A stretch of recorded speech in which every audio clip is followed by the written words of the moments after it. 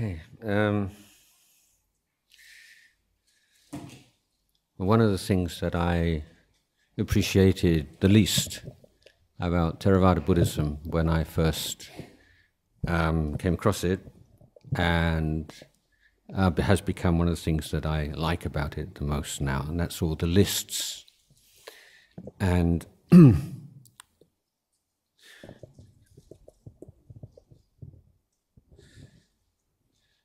of course, one of the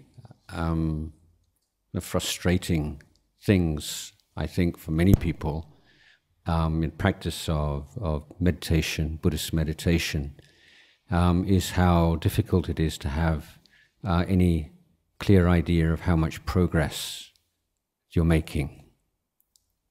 And I often observe that in Thailand many people assume that the spiritual path is like climbing a ladder, kind of stairway to heaven. So, you know, if you've been a monk for 5 years, you're 5 rungs up the ladder, and 10 years is 10 rungs. But it's more like snakes and ladders than simple ladders. And there are a lot of things that can pop up in your life, usually results of old karma. It can happen at any period in your life. Some monks go through very smooth sailing through their 20s and then hit a wall in their 30s, and some people are struggling every day through their 20s and things get better in their 30s, and so many different variations. But if there's not this kind of steady accumulation of meditational prowess and general kind of spiritual maturity to give us this reassurance that we're on the right path, then, you know, where do we look, and how can we be sure that we're not kidding ourselves or in a little kind of bubble? And this is very common observation of people in cults, that they constantly rewrite and reinterpret what goes on in their life to fit in with their belief system. So we want to avoid that if possible. There is a wonderful, I think, very simple answer to this question given by one of my teachers. And he said, before you start practicing, it's very easy for you to suffer and very difficult to be happy. And if you're practicing correctly, you should find the things that make you suffer diminish, and the things that make you happy increase. And that's a very good rule of thumb. You know, it may seem overly simple, but if we look at our own experience and the experience of people around us, I think would concur that chasing after happiness most of the time, and that chase itself is not particularly pleasant, and then the happiness or pleasures that we do experience tend to be short-lived, easily undermined, easily submerged by events and by just the changes within ourselves and other people. Our body is not designed, or is not evolved in a way that it can experience pleasure for very long before we've been physically satisfied for very long. Then the needs for rest, for food, to go to the toilet, whatever, take their toll. But the kinds of happiness that we can experience there, we can say they are real and legitimate, but the problem remains that until we've trained our mind, then we are always the prey of negative emotions, thoughts of anxiety, worry. We maybe get something that we really wanted and enjoying it, and then that thought creeps into our mind, or what if I should ever lose this? Or what might happen to threaten this? So imagination takes place, takes over, and creates all kinds of demons and unpleasant situations. And the nature of the mind is that the more easily you can picture something, the more real it seems, whether or not it's in fact a reasonable kind of expectation. So we have difficulty finding pleasure or happiness that lasts for very long. And when we do, it's very easily lost. As we meditate, we become more aware of how our minds work. And we begin able to protect the mind from unwholesome dhammas, and we become more adept in letting go of unwholesome dhammas that do arise. So the occasions in which we become miserable, happy, diminish. At the same time, we begin to observe that the most important element of a fulfilling and happy experience is the quality of mind that we bring to it. And as we cultivate the ability to introduce into the mind positive emotions, and we learn how to take care of them and to bring them to a flourishing in our mind, then the happiness in our life increases. So anyone who's been practicing mindfulness for any length of time will know that most simple kind of physical activities, ones you don't have to use your brain very much, or don't have to talk with anybody very much, like cleaning, sweeping, washing things, like menial, what we call menial tasks, actually can be a source of great pleasure. And the work that monks do in monasteries is almost all, well, until very recently, menial jobs. We do a lot of sweeping and cleaning and polishing and all these kinds of things, because it's really enjoyable when you can let go of negative emotions and not wanting to do things like that. Okay, so that's one way of looking at your mind and saying, are there things in your mind you say, well, if I'd experienced that a year or two ago, I would have just fallen into hell, or I would have just been so depressed or upset. And now this happened, and it's not that I don't feel anything, but I get over it a lot more quickly. It doesn't go so deep. And there are all kinds of things that who knew that getting up early in the morning and meditating and exercising before dawn could be so wonderful. So there are all these kinds of discoveries. I think another very clear indication of progress in Dhamma is attitude to precepts. Now, one of the signs of a growing maturity in the human mind, according to Buddhist tradition, are these two mental factors which are called the protectors of the world. Now, when we translate these into English, they don't sound so inspiring as some of the other Dhamma terms, and most surely they're shame and fear. So those don't sound like great spiritual accomplishments, do they? But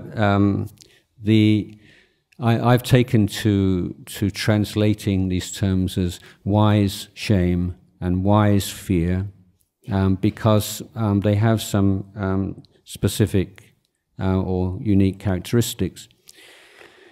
So the idea is that when we reflect systematically and often on our ideals, our goals, our aspirations in life, as human beings, as sons, daughters, as brothers, sisters, mothers, fathers, friends, citizens, then when we develop a very clear sense of what our standards, our values are in those spheres, then when we, the intention or the opportunity to behave or to do, to say things which are in conflict with those values, calls them to mind. And we experience this cognitive conflict, in the sense that what I'm about to do or what I'm about to say is in direct contradiction with my most cherished goals. And when that happens, there's a feeling that arises, that sense of conflict. And that feeling is what Buddhists call shame. And as you develop this practice over the course of time, then the cognitive element diminishes, and the emotional element becomes the salient factor, becomes very, very strong. And so there is this sense of shrinking away from certain actions and speech. There's a colourful, memorable simile in the Visuddhimagga commentary. It says someone with this wholesome state of mind looks at unwholesome, unkind actions and speech in the same way as if he was invited or had a thought of excreting in the middle of a marketplace. There's that sense of revulsion and shame. No, that's not. I would never do something like that.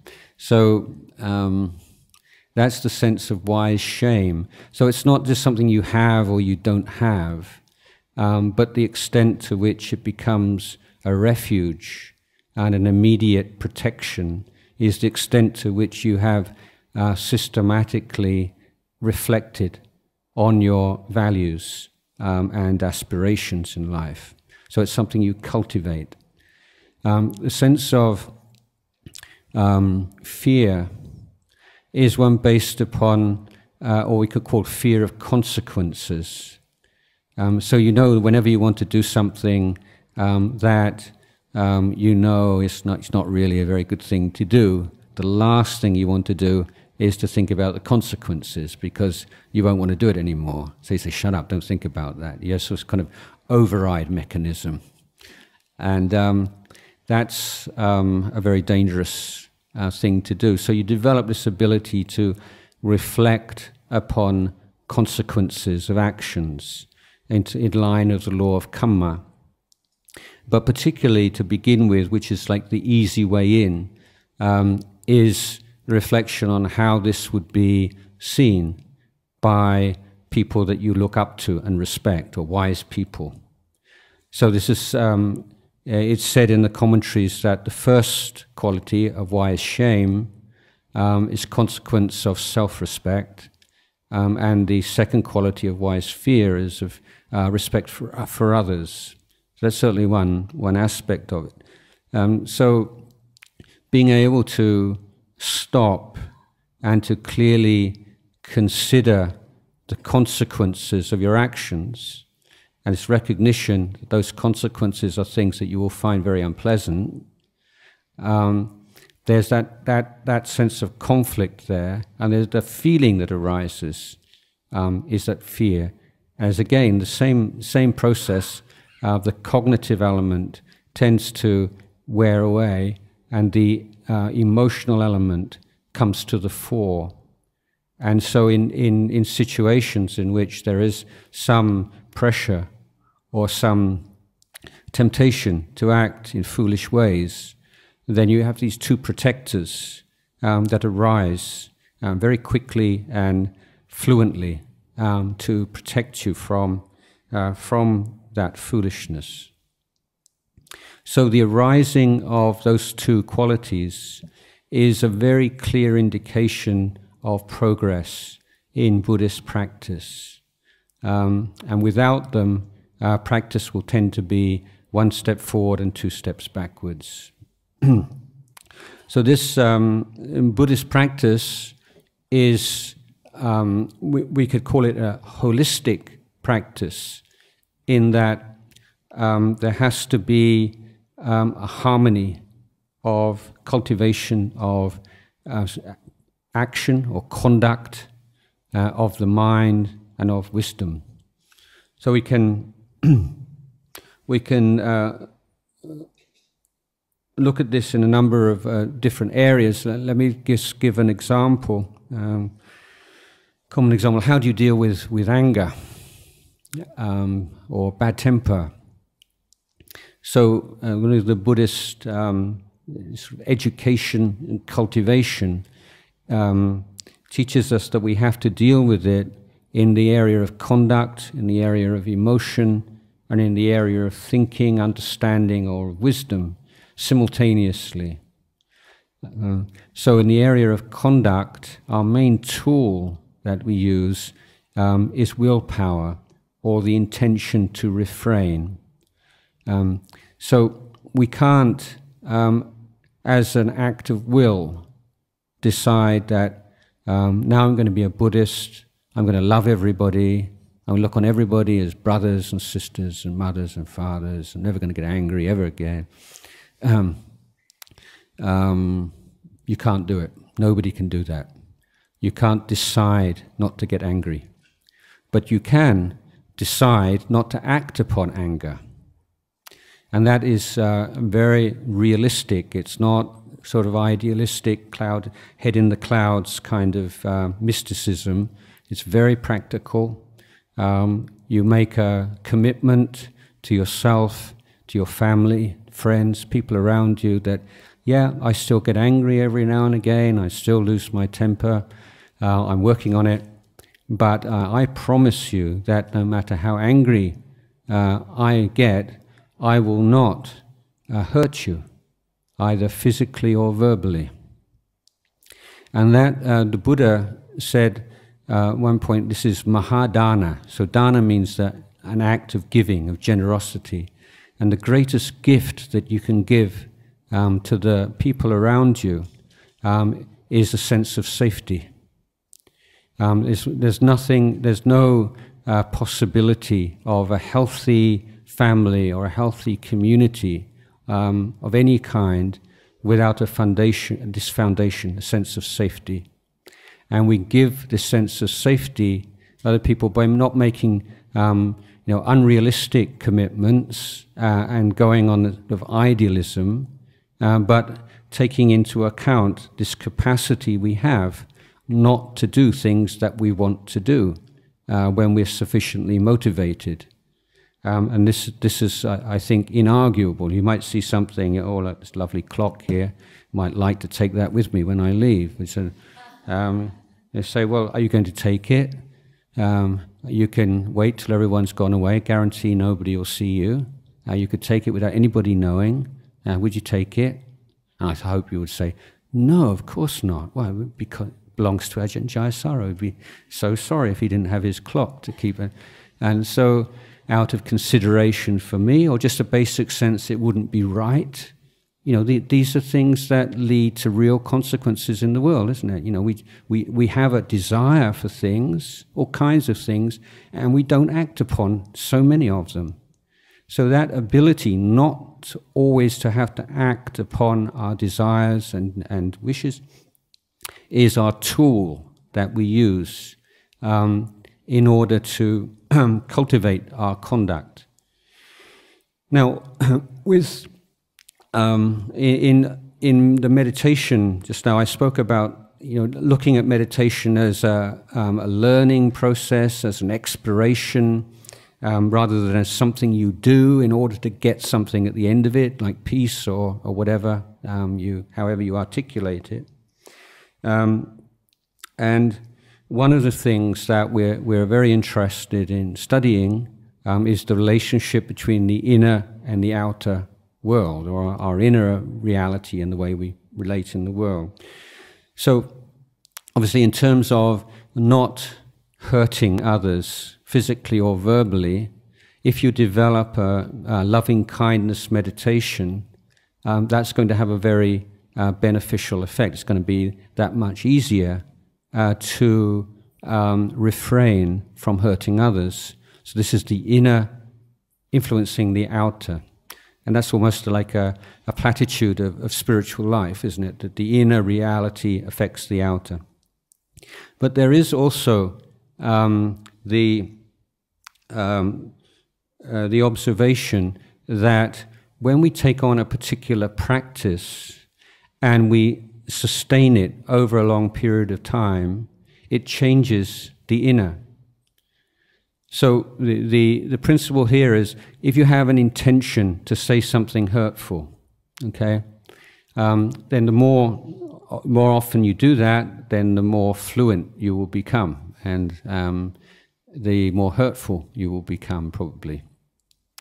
But if you refrain, you have this desire to say something hurtful, and you just swallow it, okay, and the first time you do that, it will be extremely difficult. And probably the next few times, you find it gets a little bit easier. And you create a new habit. And this intention to be hurtful, it's not who you are, it's just a habit. Or it can be compared to a muscle.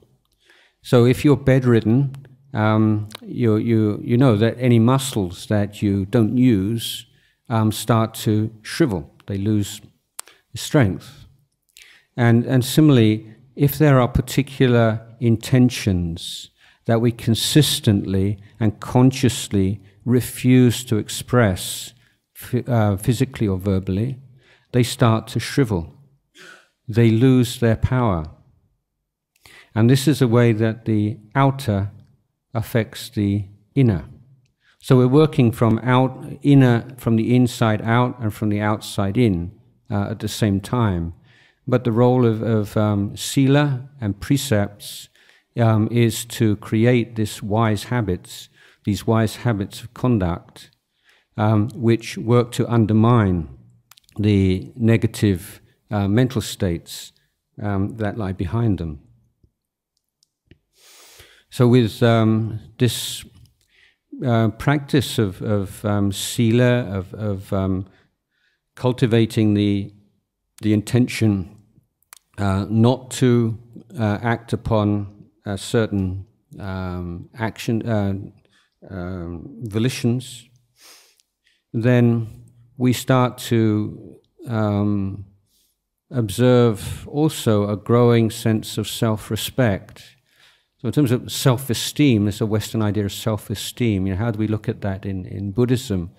I would say that the two pillars of self-esteem in Buddhist tradition are giving and precepts. Because every time, this is another example of how the outer affects the inner. Every time you give something, you share something, you are experiencing yourself as a giver, as someone who has something to give. And that is that strengthens the Buddhist idea of self-esteem. So this is a wonderful thing of alms round, that I'm sure you've seen the Buddhist monks going out in the mornings collecting alms. And in Bangkok, most people will put some rice and then some curry or sweets. But in the countryside, certainly when I was a young monk, most people only put sticky rice in the bowl, just like a lump of sticky rice. So although nobody had any money in those days, everybody had rice. And it meant that everyone could start their day with an act of charity, of giving, of feeling that they are contributing towards the practice of the Sangha. And that was something that made them feel very good about themselves. So the giving and sharing, even of very small, insignificant things as a habit, as a way of life, creates self-esteem, also makes us feel happy. And the sort of central paradox of Buddhist practice is that you can only really understand suffering with a happy mind. If you're miserable, you can't understand what suffering means. And you can only go beyond suffering when you fully understand suffering. You only fully understand suffering when you're happy. So one of the things that you need to do is to develop this love of giving and sharing. And I'm sure many of you do have this, but many of us start off with experiencing it with our loved ones. So we find it very easy to give to people we love, but then observe that feeling, and it shows that you do have that capacity, and then expand it. And after a time, you'll notice changes that take place. You get anything, a nice thing, and you just a thought that comes up in your mind straight away is, who shall I share this with? Or it'd be such a shame if I was just to use this by myself. Or maybe I'll give it to him or give it to her. He'd enjoy it more than I would. And these kinds of thoughts just arise completely naturally and spontaneously in people who develop this dana. And so for all the the problems and the say corruptions, weaknesses in Thai Buddhism, this is one area where I think you can see so many beautiful examples of people just see immediately. You can just see spontaneously this wanting to share, wanting to give. You can see in people's eyes and people's behavior. So dana and sila, giving and keeping precepts, gives rise to self-esteem. In this particular case of keeping precepts, what this means is that we voluntarily take upon ourselves certain boundaries for our actions and speech, and then over a course of time we experience temptations and pressures to exceed those boundaries, but by being able to keep within the boundaries, then we have this self-confidence that we have certain standards that we can sustain no matter what's going on around us. So going back to my example of anger here, so we've declared that no matter how angry we get, we're not going to express that and not going to hurt others. But that's not enough, is it? I mean, it prevents us creating heavy karma and creating even worse situations in our family and workplace. And it does, over a course of time, help to reduce the intensity of the anger. But there's still a lot more to do. And one of the most important qualities of mind that we need to develop, so this is in the emotional level. Now we're learning to develop these wholesome dhammas which directly counteract the unwholesome. One of the key ones, of course, is mindfulness. And mindfulness knows that we're present to what's going on in the body and mind and the significance of it. So it's not just mindfulness is not just being in the present moment, but there is that presence of this wise fear and wise shame accompanying it. If there isn't, then it's going to be wrong mindfulness or not a real mindfulness. So if we look at what happens when we get angry, I think you'll notice that there are certain warning signs, physical warning signs, certain tensions, and people have it in different parts of their body. Some people just are tensing in their hands or their arms or their necks, And just notice what your own pattern is, where that very first inkling that, you know, just got this beginning of anger arising. And if you have observed that, and then you're developing mindfulness, then before this sort of full-blown anger arises in the mind, then you are aware of the physical early warning signals, and you can let go of it very easily. But sometimes you do become aware of it, but it's very strong, and then you need patience. So patience means being able to bear with things, forbearance. It's in Ajahn Sumedho's famous phrase, peacefully coexisting with the unpleasant. So patience doesn't mean like gritting your teeth. I mean, sometimes maybe you have to grit your teeth, but that's really like sort of last resort. The ability is just to be with, to bear with the unpleasant. And then the mind is calling out to you, to indulge in this, and you just bear with it. You don't follow it. You don't try and get rid of it, but you don't follow it. You're just there, being with it. And when you do that, then that rush of emotion and anger washes away, and you can see the arising and passing away of a mental state. So this is the beginning of wisdom, of vipassana. And you need mindfulness and you need patience just to be there and totally be there and allow something like this just to wash through your mind or just to pass through without leading on to volitional action.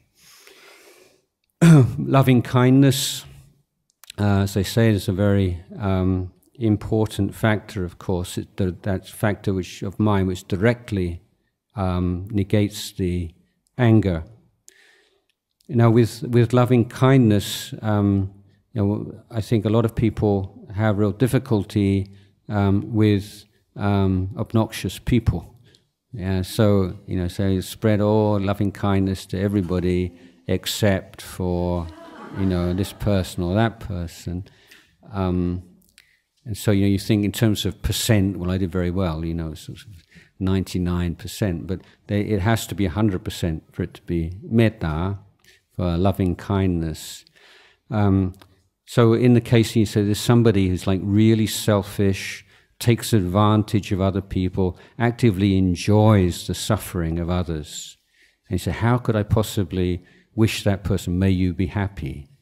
I say, well, they're happy and making everybody else miserable. So if I wish them happy, then I'm therefore wishing everybody else to be miserable. So how does that work? But the answer to this, I would suggest, is that you actually take that particular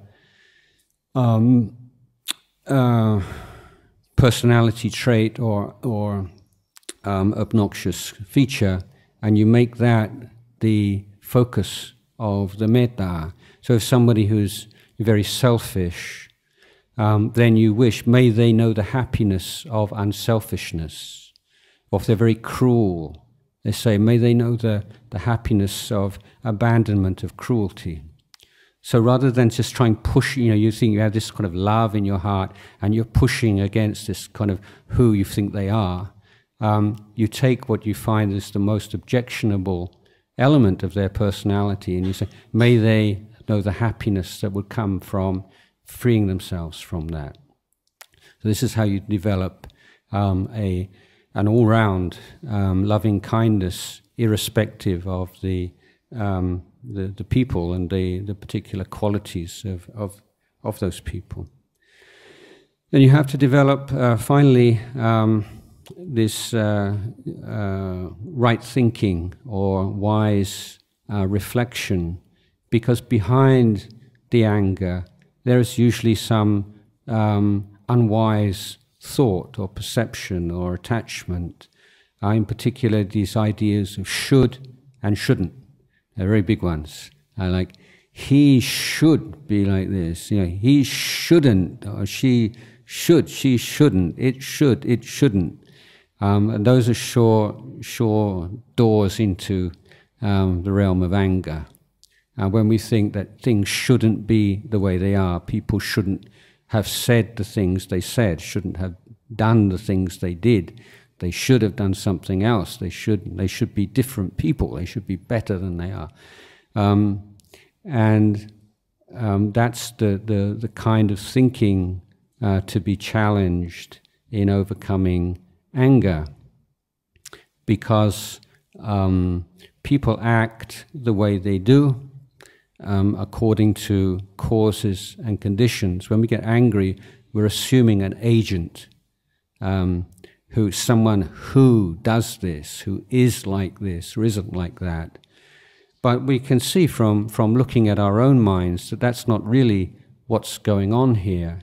Even for someone who's trying to develop mindfulness and kindness and these good qualities, every now and again the mindfulness slips and all kinds of negative thoughts can come into the mind.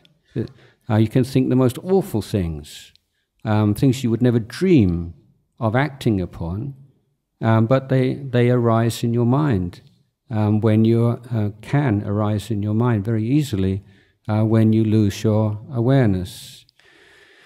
So being angry with yourself or being angry with someone else is a bit like, the windows. Let's say the doors and windows here were open and a poisonous snake comes in. You don't say this is a bad room because it's got a snake in it. The problem is that the room hasn't been protected against snakes. The necessary precautions have not been taken. There's not enough skill, intelligence, understanding how to prevent snake from coming into the house. And people's minds are like that. And people who are meditating and have been meditating for years can still experience very negative mental states and thoughts. And so how much more so for people who've never sought to train their mind at all. So this is, I think, an important way of reducing anger in the mind by looking very closely at what happens when somebody behaves badly. What exactly is going on here? And the less you see it in terms of us and them, in terms of fully conscious, functioning agents, deliberately taking very unkind decisions and acting in unwholesome ways. See, it's a lot more complex. There's all causes and conditions involved. And that's not a denial of personal responsibility, that's at a different level. But in terms of the psychologically what's going on, this is a way that a certain amount of forgiveness can arise. So understanding how thoughts and how intentions to behave badly arise due to causes and conditions, and can so easily lead to unfortunate behavior, that observation is one which allows us to understand others and to let go of this anger. And if we look at ourselves in the past, we say, how could I have done such a stupid thing? How could I feel this kind of aversion to yourself? But that is the height of foolishness, isn't it? Because what you're really saying is, how could I have been that person on that particular day? I should have been somebody else. I should have been a different person. I should have been a better person. I should have been more kind. I should have been more aware. But what could be more foolish than that, to think that you should be somebody else? You are who you are because of all the causes and conditions that have led up to the present moment. and you were who you were on that particular occasion because all of the causes and conditions that came to play on that particular day. So recognizing things as this play and very complex stream of causes and conditions, then we use a wisdom to enter into that flow of causes and conditions and to deal with it in those areas and those levels at which we are presently capable of doing so. So this is just one example of how we use this threefold training, training of conduct, training of the mind, training of wisdom, to deal with a particular problem like anger, a particular mental state, but also how we approach the cultivation, development of any positive emotion. So we belong to looking after the natural world. Same, we need to have laws, regulations, customs, and so on to protect forests. But we also need to cultivate a love of nature, because stupid and negative things are a lot more easy to accomplish than wise and beautiful things. Like if we had 100 people in this room and we want silence, then every single person has to contribute to that silence. But if we want to make a noise, only one person is enough. And this is the same. And so before you can protect a forest, you have 100 houses. You have to have all 100 villages and all 100 families supporting you. If you have just one out of 100 house with a chainsaw, then your forest can disappear. So the good things in life and the wholesome things appear a lot more with a great difficulty than the negative and the difficult. So there's a lot of work that needs to be done, and creating this, in the case of the forest, creating this kind of love for nature, and then on the level of wisdom, teaching the principles of ecology and the interrelationship between different life forms and how our very life on the planet depends upon caring for nature. So this same principle of sila, samadhi, panya, of conduct, heart or emotion and wisdom is something that can be applied in meditation and also generally throughout the world. So I started off talking about progress. So if you remember, saying that should be overall, over a period of time, seeing the things that make you suffer diminish, the things that make you happy increase. Should see a growing presence of this wise shame and wise fear, and find that there is easier and almost natural to keep precepts and being able to use precepts as a means of training conduct and in a way integrated with the other elements of the Noble Eightfold Path. And last of all, I would say is that you don't stop. That's the main thing. You know, as long as you just keep going. It's patience, endurance, consistency, and remember the commentary, the inner commentary that arises about your practice. That's not something outside of the practice. That's part of the practice. I tend to think this commentary, oh, my meditation's going well, or my meditation's not going well, or I'm this, or I'm that. That somehow it's like the commentator, in this sort of with the bird's eye view of the sports game. But in fact, that voice, that is just one more part of the whole flow. That's one of the things that you should be observing. So don't identify with the commentary. Okay, that's the talk this afternoon. Thank you.